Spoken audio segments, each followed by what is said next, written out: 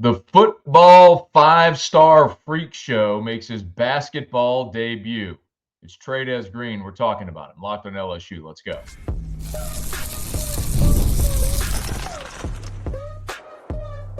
You are Locked On LSU, your daily podcast on the LSU Tigers.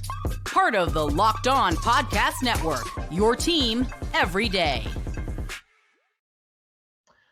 Okay, let's get it. It is Locked on LSU, your team every day. I'm your host, Matt Moscona. Thanks so much for making us your first listen. We are free, available wherever you get podcasts, of course, on YouTube as well. So please subscribe. And as always, one of the fastest ways to help us grow is by leaving your comments below. Super Bowl 59 is here, and there is no better way to make every play more exciting than with FanDuel Sportsbook. New customers bet just $5, and if you win, you'll score $200 in bonus bets. Download the app or head to FanDuel.com to get started. Man, we got a ton to do today. South Carolina apologizing to Flau'jae Johnson for a controversial in-game decision. We'll get to that. A major hat tip to a former Tiger who's been promoted to an NFL defensive coordinator. Can't wait to talk about that here in just a few minutes. But there has not been an awful lot to discuss here or anywhere about the LSU basketball team. Let's just be honest and call it what it is. This is an LSU basketball team that is just unable to compete largely in the best league in college basketball.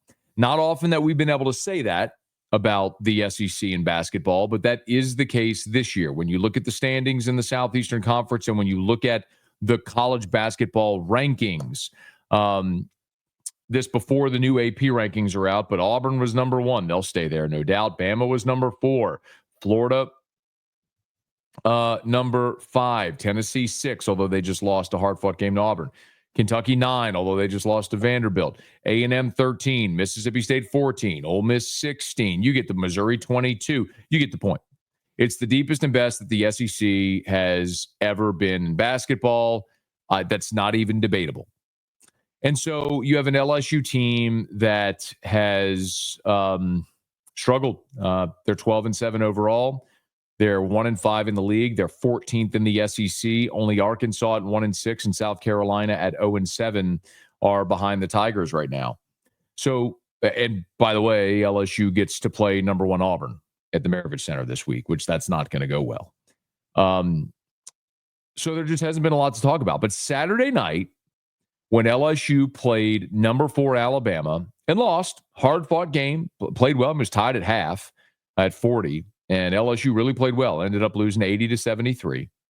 But there was one thing that was massively significant about that game and something that I think will inject a lot of interest, if not excitement, or excitement, if not interest, into the remainder of this season. And that was the debut of Trey'Dez Green. Yes, that Trey'Dez Green. If you are not familiar, Trey'Dez Green, the 5-star tight end who joined the LSU football team this year, signed with LSU, and as a freshman had a fantastic freshman season and punctuated that freshman season with a 2-touchdown performance in the bowl game against Baylor. Trey'Dez had 13 catches on the year, 101 yards, 4 touchdowns, again, 2 of them in the bowl game against Baylor, 6 for 53 and 2 scores in that bowl game. Again, no Mason Taylor. Trey'Dez had his opportunity, and my goodness, did he ever take advantage of it? Well, what you may not know is that Trey'Dez Green was a sensational high school basketball player at West Feliciana, before he transferred to Zachary.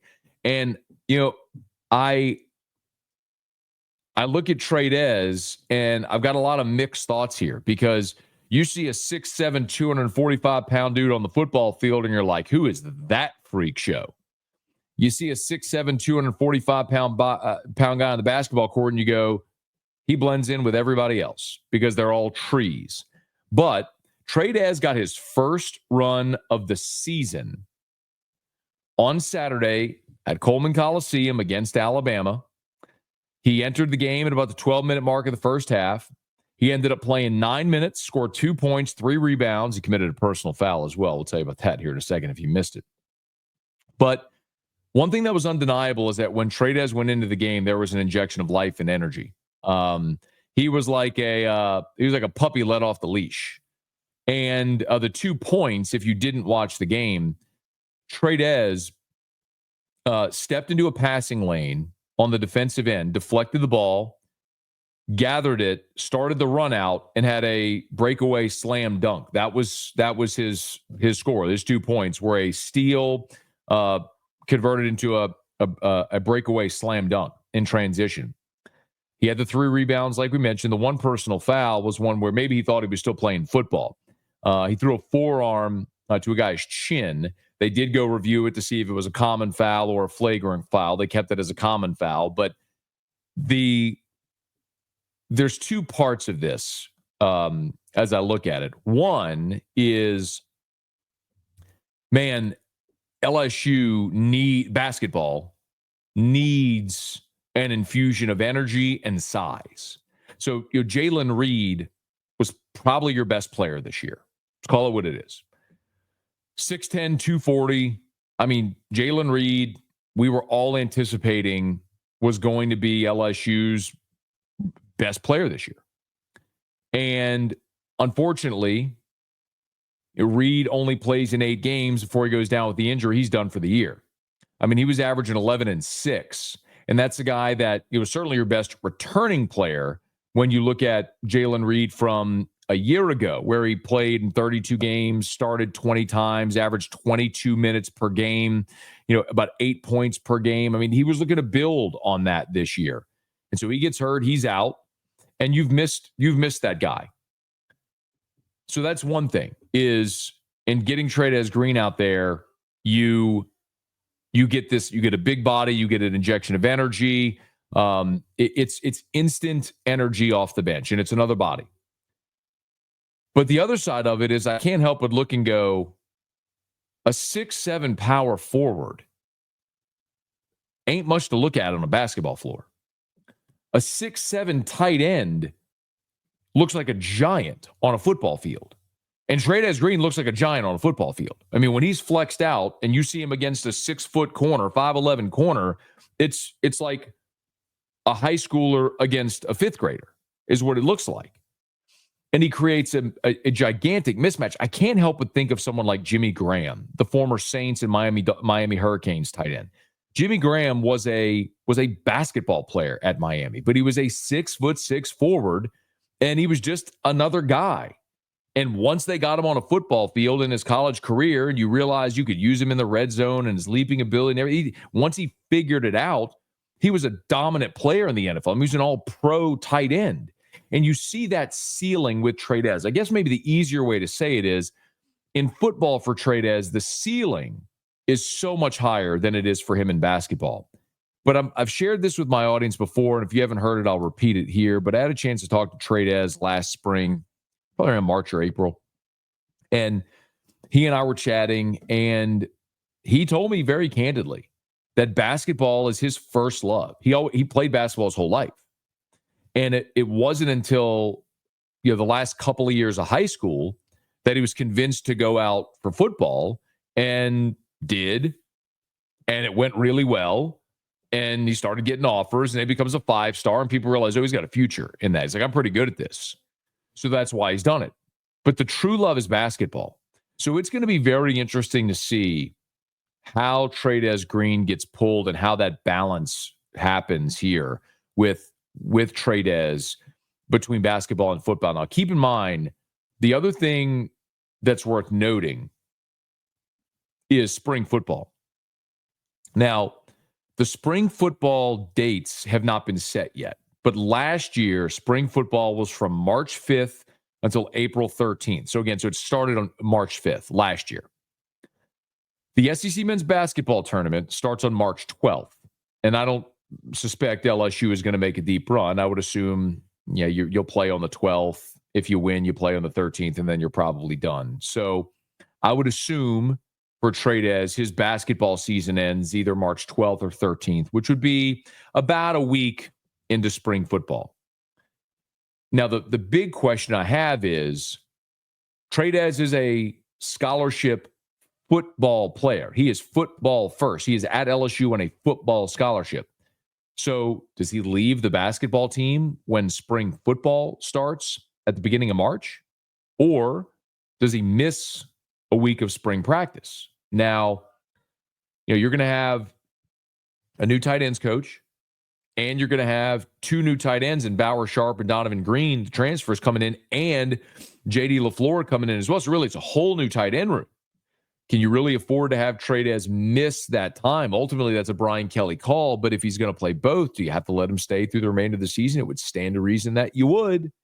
So that's something worth keeping an eye on. And listen, we've seen it in the past where two-sport athletes have missed some time, and it's cost them in their other sport. But by and large, what we've seen is football guys in baseball. So, for example, Chad Jones or Spencer Ware or some of those guys who play football staying through football through spring. Maybe they go to baseball at the start, they leave baseball for a month for spring football, then go back to baseball. Well, it's hard to get your timing and live pitching and all that stuff when you're gone for 5 weeks.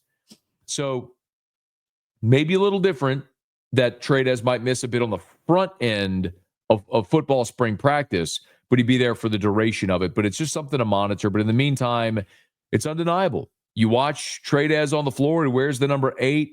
He's a ton of energy off the bench, and he's letting it rip and letting loose. And he gives you a lot of energy and aggression. He can rebound the basketball. He's long, so he can affect passing lanes. And you saw the transition dunk. So he gives Matt McMahon another body off the bench that can give him meaningful minutes. I don't know how many wins that will translate to, but he is helping.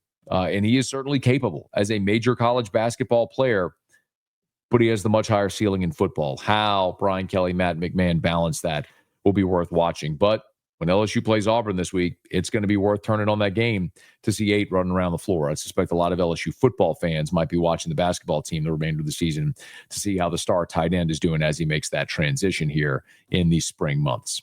Okay, speaking of transition, a former LSU Tiger is transitioning into a defensive coordinator role in the NFL. Can't wait to talk about this. It's Locked on LSU, your team every day. This is a message from sponsor Intuit TurboTax. Taxes was waiting and wondering and worrying if you were going to get any money back. And then waiting and wondering and worrying some more. Now taxes is matching with a TurboTax expert who can do your taxes as soon as today. An expert who gives your taxes their undivided attention as they work on your return, while you get real-time updates on their progress so you can focus on your day. An expert who will find you every deduction possible and file every form, every investment, everything with 100% accuracy. All so you can get the most money back, guaranteed. No waiting, no wondering, no worries. Now this is taxes. Get an expert now on TurboTax.com. Only available with TurboTax Live Full Service, real-time updates only in the iOS mobile app. See guarantee details at TurboTax.com/guarantees. I could not have been more fired up to see the news about Kelvin Sheppard. By now you probably saw, but Kelvin Shepard has been named the new defensive coordinator of the Detroit Lions. This is one of those that kind of dates you a little bit when you look up and you realize Kelvin Shepard is 37 years old and is an NFL defensive coordinator. But you look at Kelvin Shepard's path here, and he's paid his dues. And there's actually a little interesting anecdote that I'll get to here about Kelvin Sheppard that could have allowed his path to divert a different way. But Kelvin Sheppard was part of that sort of Georgia pipeline of linebackers to LSU. It was Perry Riley, and then it was Kelvin Sheppard, and then it was Kevin Minter. And LSU just kept boom, boom, boom, hitting on all these linebackers from Georgia. Well, Shep came to LSU and finished his career as an awesome awesome linebacker. He ended up playing in 53 games with 30 starts. In his last two seasons, 2009, 2010, he started every game except one. And he led LSU in tackles as a junior and as a senior. 2009, he had 110 tackles. 2010, he had 116 tackles, 11 TFLs, 4 sacks. He was awesome there at the end of his career. His last game, I'll never forget this. It's funny the things you remember. The first year that I was doing After Further Review, my radio show, was 2010. So we started the show in February of 2010. And so the 2010 LSU football season was the first football season that I did AFR. And that season, you might remember, is when LSU ended up winning the Cotton Bowl against Texas A&M to polish off that season. It was a great game. Tyrann Mathieu had a couple of big takeaways. But, I remember we did shows in Arlington for that game. We stayed at the Hilton Anatole, which is where the team was staying. And after the game, I remember interviewing Shep in the lobby, the hotel lobby. It was his last game, and he was real reflective. And it was just a very personable conversation. And he was always so impressive, not only on the field, but away from the field as well, just in the way he carried himself as a leader and everything. And it's not surprising now, with the benefit of hindsight, to say, yeah, you could always see that guy was going to be a coach. But he had the small matter of his playing career ahead of him, because Shep went on to be a third-round draft pick. I mean, he was first-team All-SEC. Kelvin Sheppard was first-team All-SEC his senior year, went on to be a third-round draft pick in the 2011 draft, 68th overall. And he ends up being drafted by the Buffalo Bills.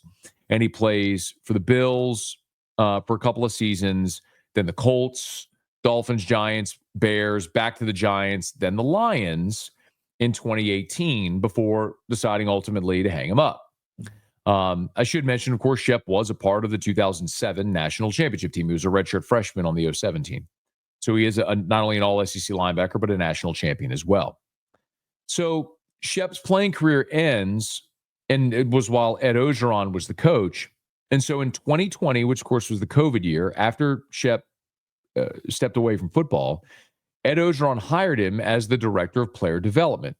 Now, that's a role that you've seen a lot of former players walk into, that sort of role. And it's, I hate to say that it's like just a made up title role, but it's a way to help bridge the gap with guys that played and guys that are currently playing, and help with a lot of the things that they may need help with as far as transitioning to pro ball or life and all that sort of stuff. So I do think it's an important role, but it's not a role that you're going to look at it in the same way that you would a graduate assistant doing on-field work, or certainly a coordinator, or even an analyst now. Just a different role than a support staff role. But it got Shep closer to the team. And what happened next was fascinating, of course, because 2021 came along. And if you remember 2020 at LSU, Bo Pelini was atrocious and he got fired. Well, Bo Pelini not only was the defensive coordinator, but he was also the linebackers coach. And Kelvin Sheppard that was always his goal, was to get into coaching. And so LSU had an opening for a linebackers coach. Now, remember that the DC they hired for 2021 was Durante Jones. And Durante Jones was a safeties coach. He coached secondary. So you needed a linebackers coach. You needed a dedicated linebackers coach for 2021. And that's a job that Kelvin Sheppard wanted. He wanted that linebacker job. And Ed Ogeron didn't hire Kelvin Sheppard. Part of me understands it. He knew his job was on the line, and he was trying to hire established coaches on his staff. And so he hired instead a linebackers coach. You may have heard of him. His name is Blake Baker. So Ed Ogeron hired Blake Baker as his linebackers coach and didn't hire Shep. In turn, Kelvin Sheppard interviewed and was offered a job with the Detroit Lions as the outside linebackers coach. That would be the Detroit Lions and their new head coach, Dan Campbell. So the year Campbell was hired in 2021 in Detroit, he hired Kelvin Sheppard as his outside linebackers coach. And Shep coached outside linebackers until they combined the role, and he coached all of the linebackers, which he has done for 2022, 2023, and this year in 2024.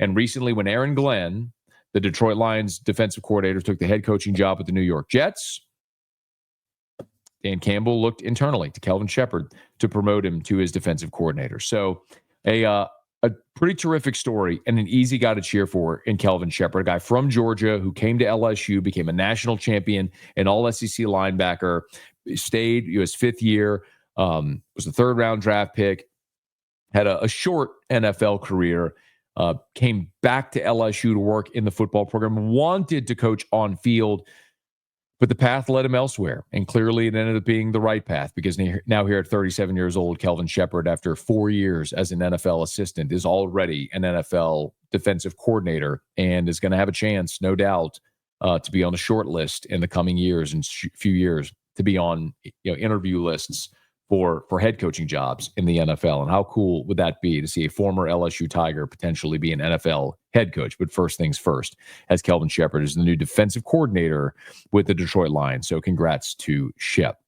Hey, there was a disappointing occurrence on Friday when LSU women lost to South Carolina, but it wasn't just on the floor. That was a disappointing occurrence. And what happened off the floor is something for which South Carolina apologized to Flau'jae Johnson on Sunday. We'll explain next to wrap up Locked on LSU, your team every day.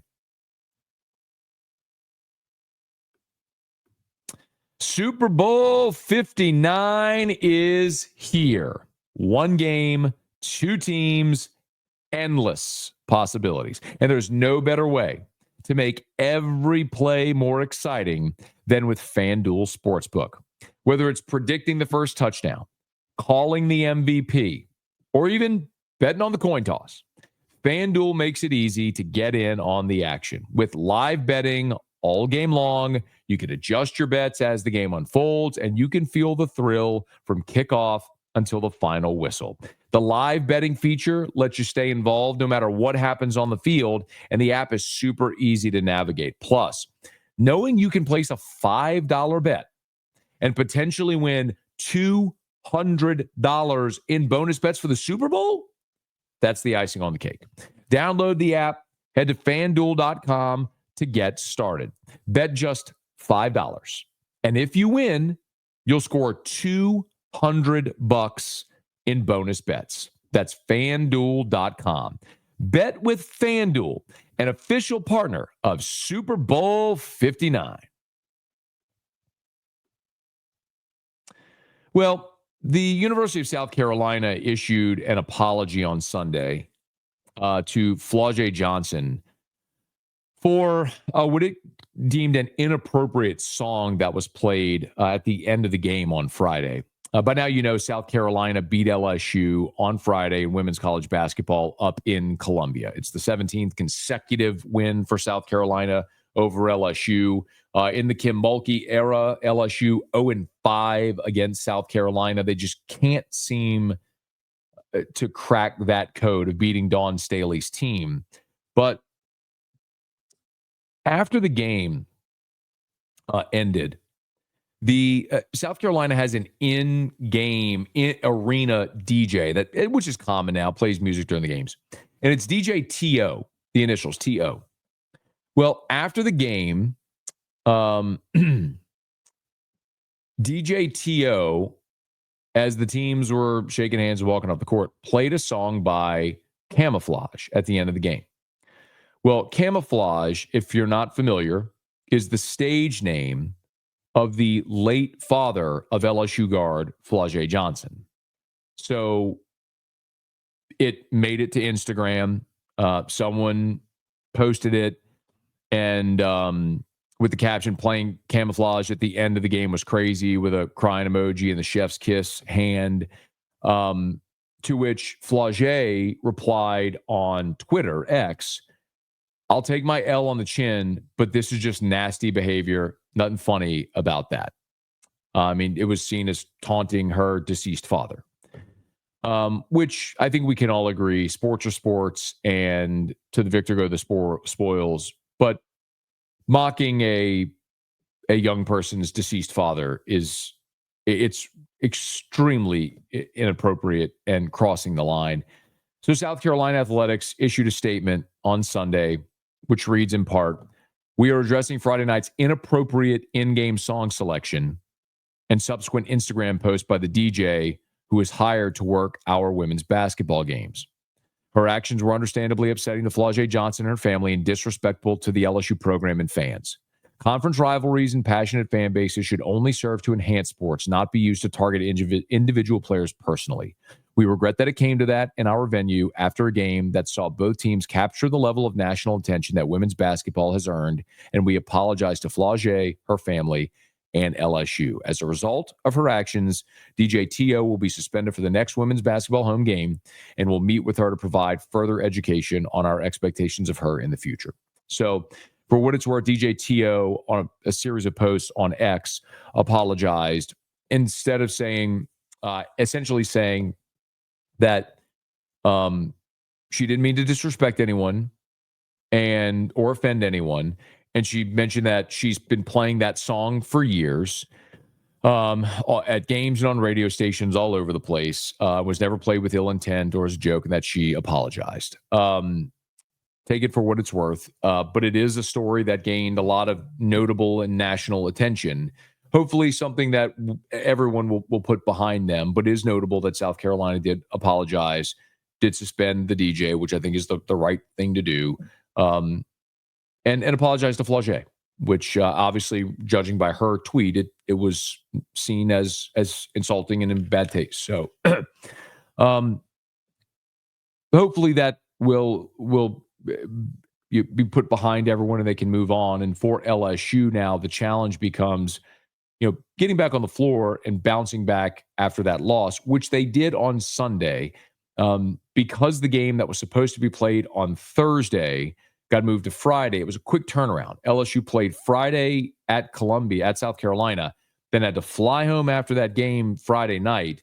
You had Saturday off, and then they get right back after it and play on Sunday. And they did, and they bounced back in a nice way as LSU beat Texas A&M 64-51 behind 22 points from Flau'jae Johnson, including 8 in the fourth quarter. So LSU outscored A&M by 7 in the fourth quarter, which ended up being allowing LSU to push that margin. So Tigers bounce back after their first loss of the season. They're 21-6 on the season now, 6-1 in conference play, and LSU onward. No doubt they'll face South Carolina again somewhere along the way, be it in the SEC conference tournament or in the NCAA tournament. But they're going to have to figure out how to crack that code if they want to get back to the mountaintop. So up next will be number 15 Oklahoma coming to the Maravich Center on here in 3 days later this week. Okay, that'll do it for us here on today's episode of Locked On LSU. Hey, do us a favor. Thanks for making us your first listen. For your second listen, go check out Locked On SEC with our guy, Chris Gordy. You can subscribe on your favorite podcast app. Do that for us, please. Subscribe on your favorite podcast app. Rate us, leave a review. As always, one of the fastest ways to help us grow is by leaving your comments below. And let a friend know that if they love the Tigers, we got you here every single day for Locked On LSU, your team every day.